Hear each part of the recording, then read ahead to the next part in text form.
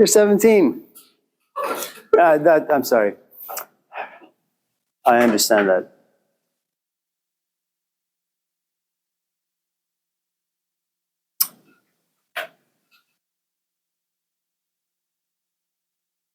Okay, so burnout and love. Anyone else?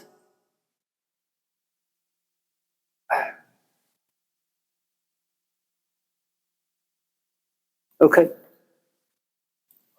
Hello, hello. Very exciting class.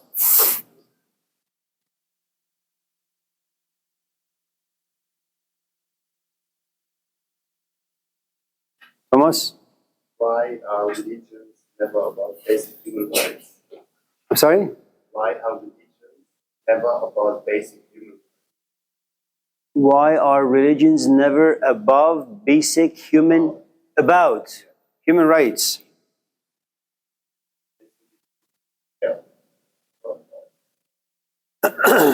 Well, they're all good questions. So why are religions uncaring about basic human affairs? Love and burnout. Three very uninteresting topics. And since there are no other items on the menu. Yes, Kyle? I want to ask, what is the role of mythology? I've often read even of like how people are like. Sure. Okay. Mythology.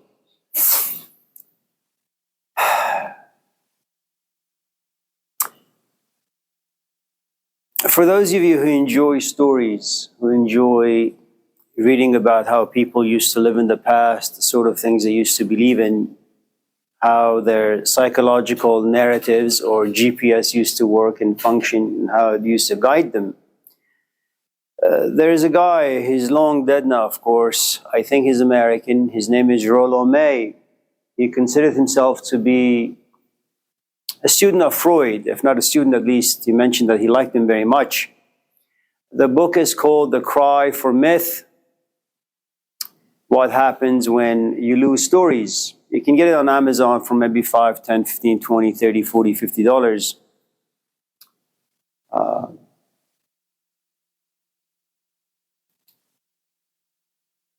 For those of you who don't have myths, you probably won't have them. For those of you who don't have stories that bind you, connect you, create a relationship with something out there, there's a good chance you'll probably never get it. And so you'll forever remain an outcast. You will never be able to trust, have faith, love, like anyone. And the moment you get close, you will run away really, really quickly.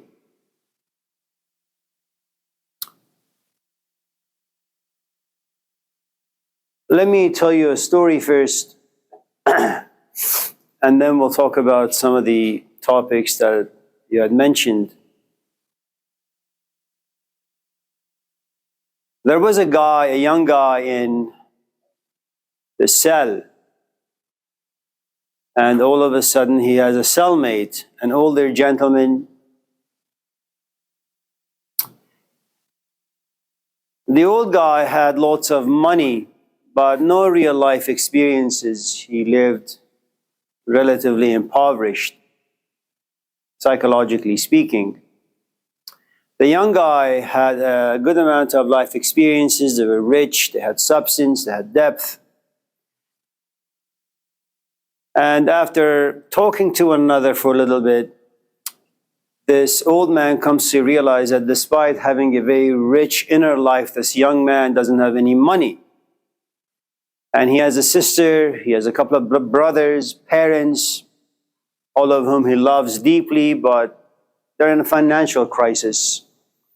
So the old man looks at this young kid and says, let's make a deal. Every morning when you wake up, I'll buy a story from you.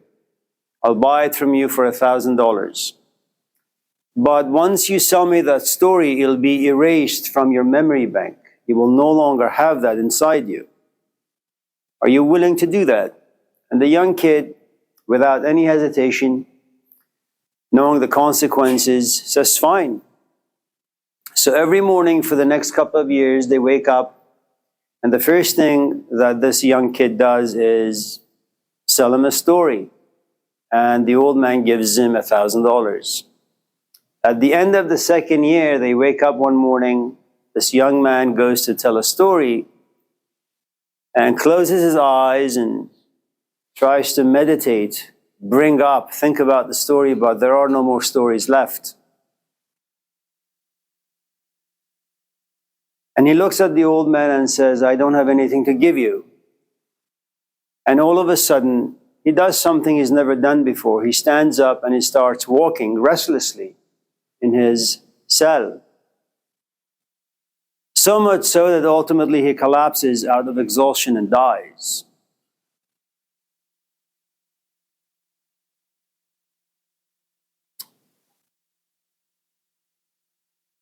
When you don't have proper stories inside you, or it doesn't have to be proper, if you don't have stories inside you, you don't have a foundation, you don't have an anchor, you don't have an identity, you don't have guidance, you don't have meaning. You go within to think about things about your past, but there is no past. And whatever may exist in your past, you don't really care for it, you become indifferent. So you are the shell of a human being. And you walk around aimlessly, confused, frustrated, oftentimes profoundly angry. And I'm just giving you a very brief summation of that book. That what happens to a culture, what happens to a people, what happens to an individual when they don't have stories that can guide them. You know, for the longest time for us, when you get to be 20, there's a story that lives inside the culture. Your parents find a companion for you, you get married. It's a story that's been around for 1,000 years. Once married, after 6 months, you have a child. You get a job. The woman stays home. She becomes the glue to the house, to society. You as a man, you go out there and you work. You provide for your family. Remove that story, what do you have now? You're 20. What do you do? Well, whatever. You're a woman, what do you do? Well, whatever.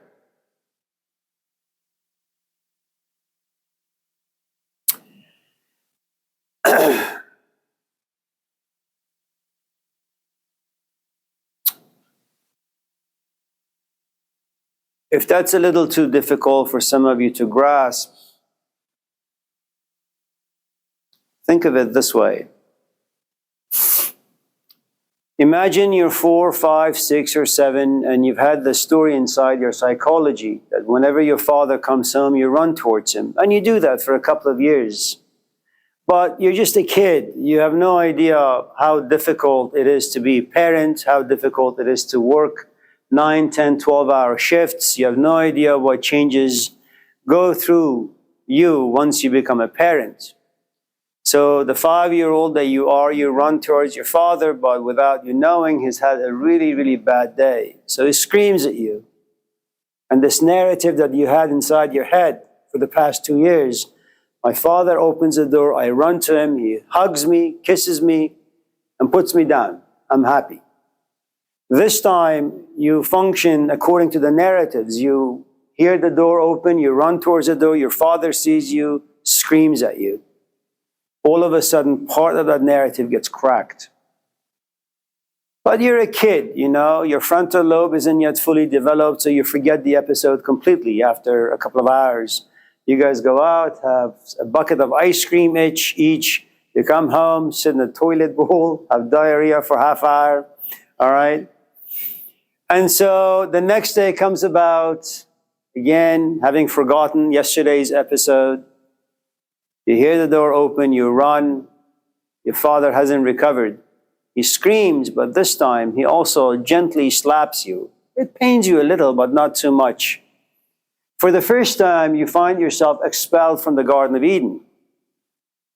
So when the third day comes about and the door opens, you hesitate running to the door. You hesitate jumping in his lap or arms because all of a sudden the past 2 days, are in the forefront.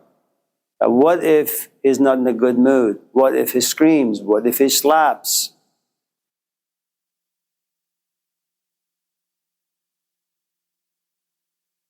A week, 2, 3, 4, 5 weeks pass by, and every time the door opens, you no longer run. In fact, you hide behind the closed door, and you try to listen to your father's tone of voice to see whether it's safe to go outside, how he's talking to your mom. Is he drinking? Is he watching TV? Is he screaming? And it doesn't take very much for you to lose that narrative that created love and faith and trust and happiness inside you, which was, my father comes home at 5, I hear the door open, I run to him. Once that story goes, it's not just a story that goes, it's your relationship with your father that all of a sudden disappears. And so from the age 6 or 7 or 8, you always remember one thing, that you can never trust your father because you have no idea what mood he's going to be in. But more importantly, once you lose trust in your father, you become very angry because your mom has a good relationship with your dad and he can't understand it. He screams at your mom, but your mom puts up with it.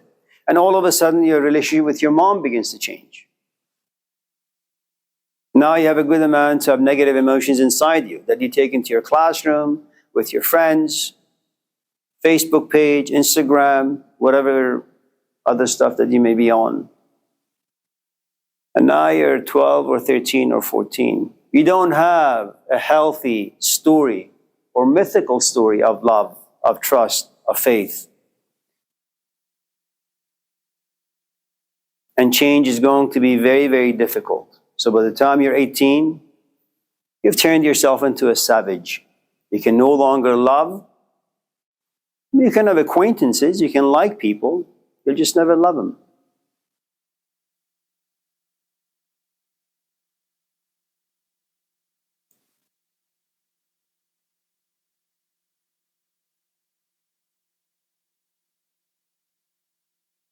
Having said all of that,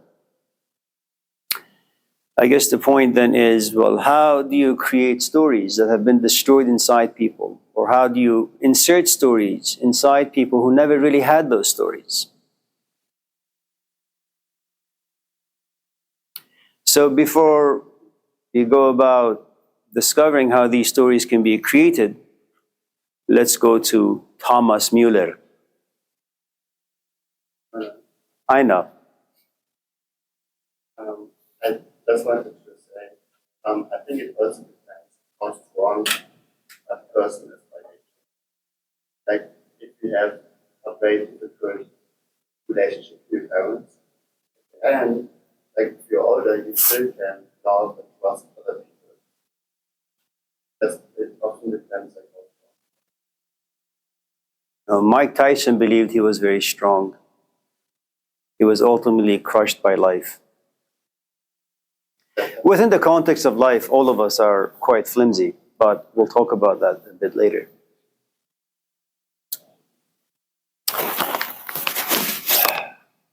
I had mentioned last...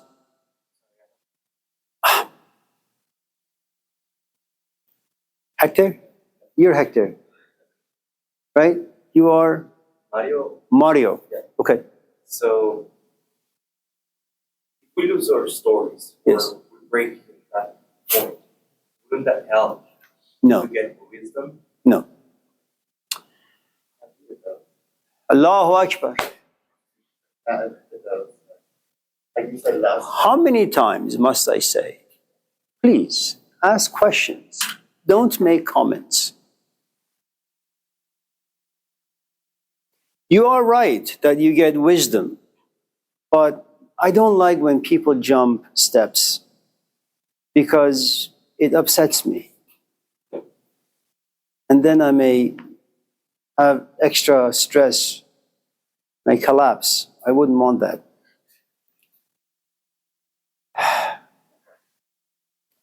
And I know your intentions, all of your intentions are well, but the problem with intentions, if they lack experience, is that they just become foolish things to say. Is it true that a woman who divorces a husband after 20 years perhaps, or 10 years, eventually finds wisdom, thinks about relationships? Absolutely. There is no disagreement there. But Consider the following. You get together with someone based on certain experiences. Those experiences create stories, hopes, dreams. I'll marry him. We'll have a house. We'll have children. It'll be a beautiful life. We'll have a community. And then life happens. Wrinkles all of a sudden begin to appear. Your relationship becomes sour. You begin to fight more often. And after 5, 10, 15, 20 years, your stories begin to disappear. And little by little, you decay from the inside. You don't have wisdom yet. All you have is betrayal. You had all these stories, they're not panning out the right way. You're frustrated, you're confused, you're angry, you're pissed off. You don't know who to kill, yourself or your husband. And then one day, as you're laying in bed, you say to yourself, maybe I should just divorce this guy. Or maybe just walk away from the relationship. You have no idea what that means. Because you've never really been in a relationship long term. And you don't really have friendships. So a woman tosses and turns in her bed. Should I do this? What am I going to say to my parents? What am I going to say to God? What am I going to say to the kids? How am I going to live with my own conscience? She tosses and turns for the next 10 years. And like all of us in this class, when things go bad, what do? You want to fix them. That's what human beings do. We are animals who enjoy fixing things. She tries to fix. Sometimes it works, most often it doesn't. And what happens? Every single one of us in this classroom have a certain capacity. Once your trash bin gets full, what do? You become rebellious. You throw a temper tantrum. You want to empty this trash. One day, without her husband or wife or anyone knowing, she goes to the courthouse, gets the papers. She finds some empty space, private space. She goes into her cave and she fills out the form. She doesn't submit the form to the court just yet. She puts it in a vault somewhere. And she contemplates. There is no wisdom in there just yet, man. 20 years of a relationship, a tradition filled with stories and narratives, they have all been shattered. Why? Real life experiences. The world of God and the world of Caesar, they collide. Marriage is good when you watch Friends. Marriage is good when you watch The English Patient. For people who walk like us, live ordinary life, it's a struggle. Eventually, she sends it to the courthouse. Oh, so much fear in that man, so much shame, but she does it nevertheless. And you know what she does before her husband comes home? Every day she checks the mail because she wants to be the first to open the mail should the envelope from the courthouse appear. And one day it's there. She looks at it and she can't believe it. Is she really going to go through this? She's not going to sign it just yet. She's going to put it on the shelf somewhere and it's going to gather dust. There's no wisdom just yet. Yes, of course.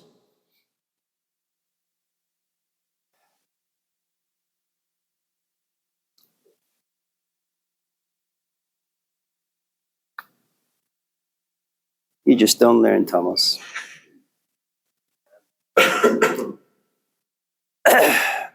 She eventually signs it and sends it. Little by little, every day, she puts some of her stuff in a closet somewhere, in a suitcase somewhere. And once the suitcase is filled, she takes it to her parents' house. Somewhere deep within the belly of the garage where no one can see.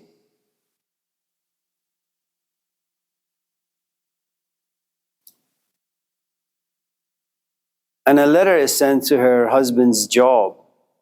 He opens it, divorce. Oh, he is pissed. Now, it's going to get more complicated if you have children, especially if the kids happen to be young. Because once you destroy children's psychology, they're a mess for the rest of their life. And don't mistake being strong as a facade, a weakness. You know the saying, the emperor has no clothes? You feel yourself to be all strong and powerful and almighty. And once someone removes all of your outfit, they realize that you're just a tiny little infant in a position where you just want to weep all the time, like Mike Tyson. Eventually, they divorce.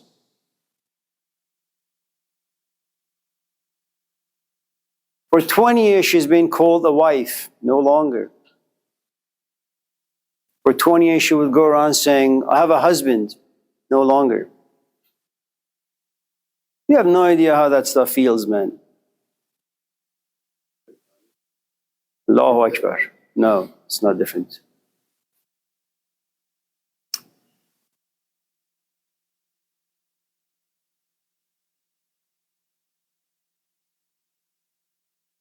You look around, you used to live in a 3-bedroom house with a huge front yard and a huge backyard. Now you live in a studio. Do you know how long it's going to take your physical body and your mental body to adjust to this change? Is devastating. It's like an earthquake, man. No different than the one that took place in Turkey, Syria yesterday.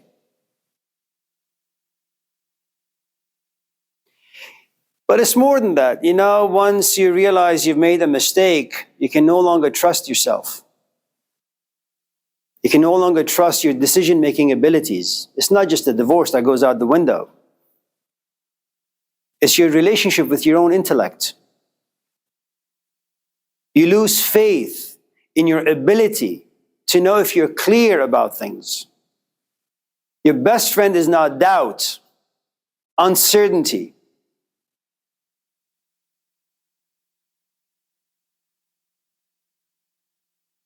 So what do? You're consumed with emotions and you don't want them, but you can't force them out. You're angry, you're sad, you're mad. But more importantly, you're depressed.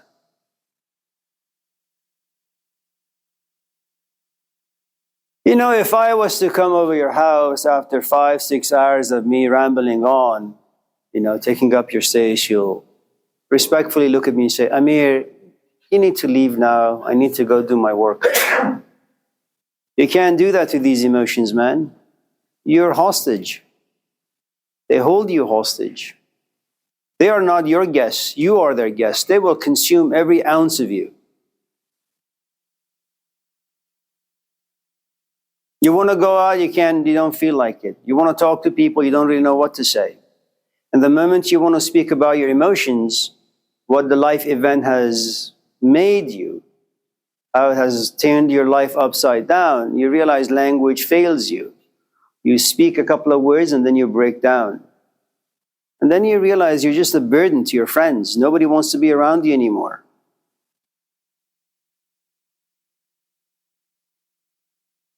You read books, self-help books. How to overcome divorce. How to manage divorce. What is grief? The road to happiness.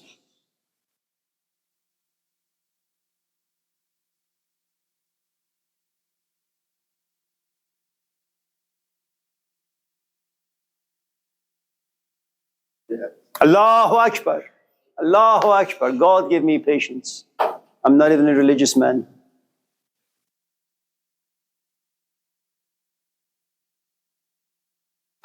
After 5, 10, 15, 20 years of struggle, this woman, one day she wakes up at 2 a.m. in her bed. And for some strange reason, all the pieces in this great, grand, vicious, awful puzzle, she can put them together really, really nicely. For the first time in 30 years, she has gained an ounce of clarity that now allows her to rest in peace. It took her 30 years for wisdom.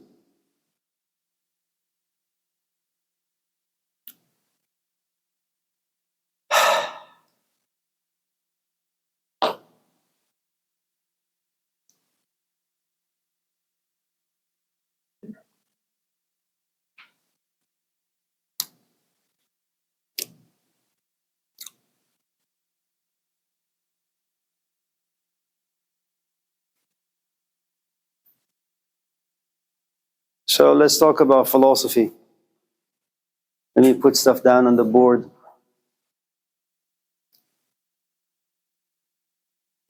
Marquez, if I'm pronouncing his name right, he's not here today, but his question was, what is philosophy? Yes? Please.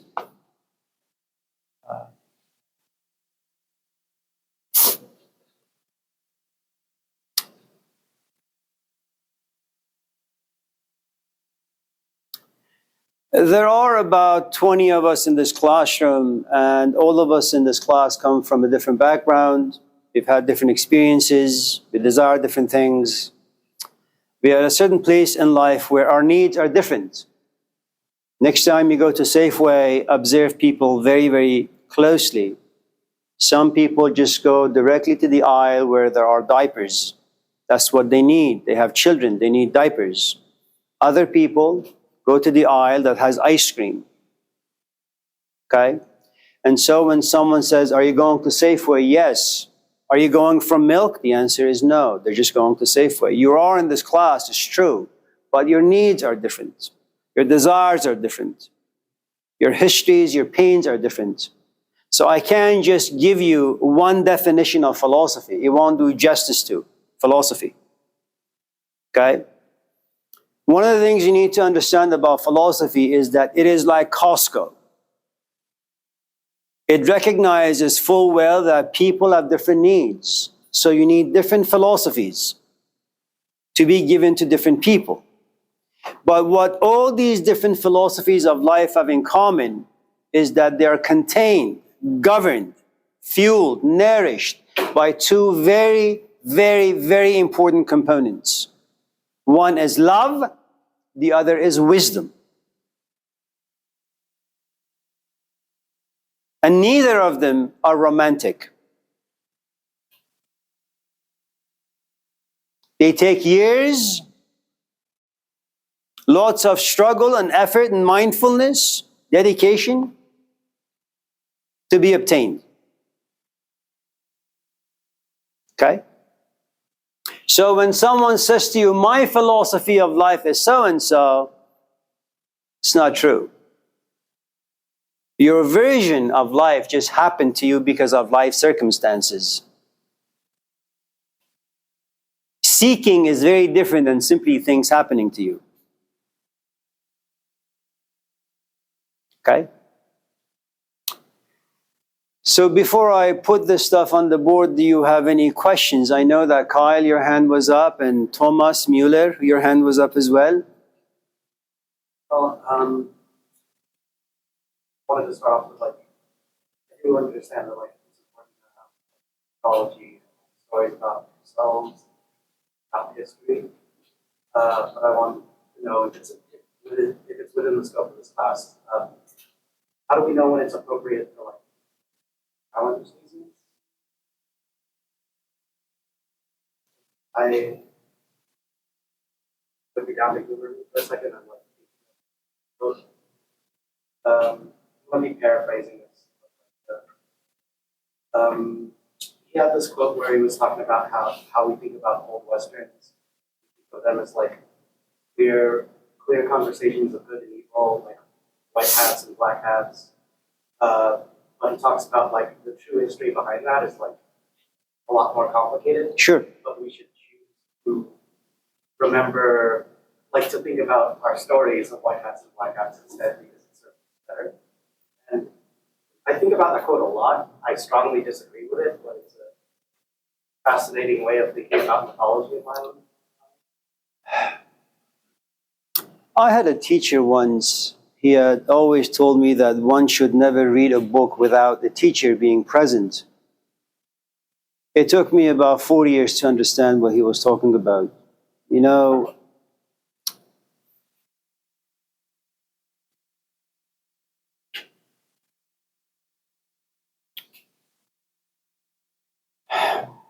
the problem with challenging, imagine challenging to be like a sport. You know, If you're 20, you can no doubt walk into a boxing ring and start sparring with whoever's across you. You're 20, you can do that. And you can do that for about, 2-3 hours. When you get to be 60, the story is very, very different. Your challenge comes in a different shape and form. When I was younger, I wanted to be like Cristiano Ronaldo. I played soccer about 7-8 hours a day. It didn't work out too well for me, so I decided to become a tennis pro. I played tennis for about 5, 10, 15 hours a day. As you age, you realize that you can't be on the court for 5, 6 hours, maybe 10 minutes. Today I play soccer for no more than maybe 5 seconds.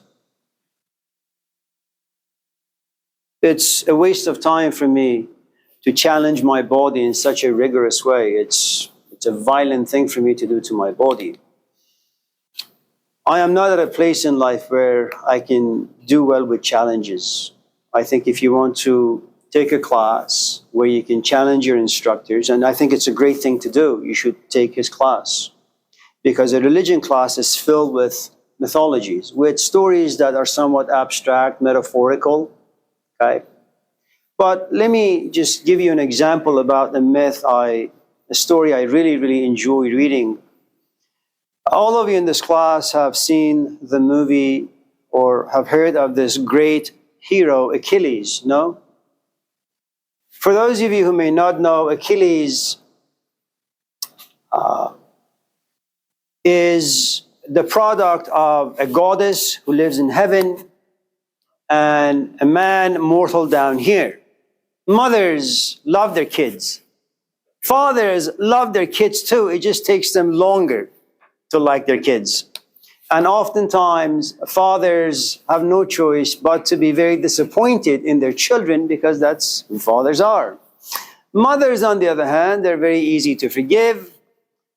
And they can be a tyrant, but their notion of justice is usually tempered or countered by their extreme sense of compassion and love. Fathers are, again, a very, very, very different story. Anyways, because I think her mother is Hera, if I'm not mistaken, or maybe I am, but Hera loves Achilles so much that she doesn't want Achilles to die, ever. And the gods keep telling her, your son is half divine and half mortal. The part in him that is mortal will eventually die. And she says, no. There is this pool of water in the Greek Garden of Eden, where if you're able to swim in this water, you will become immortal. So Hera does something really interesting. When he is an infant, when Achilles is an infant, she grabs him by the ankle. If any of you in this class have ever gone to Dairy Queen and you say, can I get an ice cream cone dipped in chocolate? There's a soft ice cream, gets on this cone, it's turned over, and she dips in this bucket, comes out, and all of a sudden, this hot chocolate gets frozen on this ice cream, and it's delicious. So she grabs Achilles by the ankle, dips him in this pool of water, and he becomes immortal, untouchable. He will experience no pain anywhere in his body except his ankle.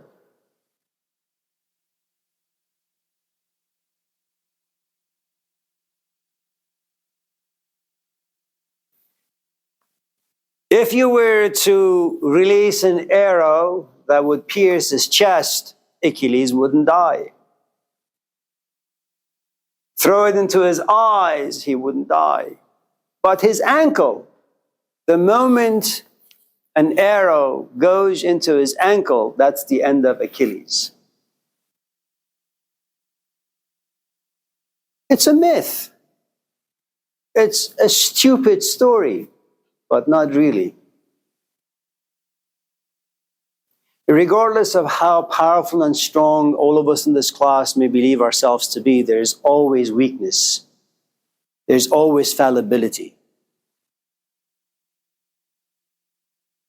Ask Ray and ask myself. We were 20 just a couple days ago. An hour ago.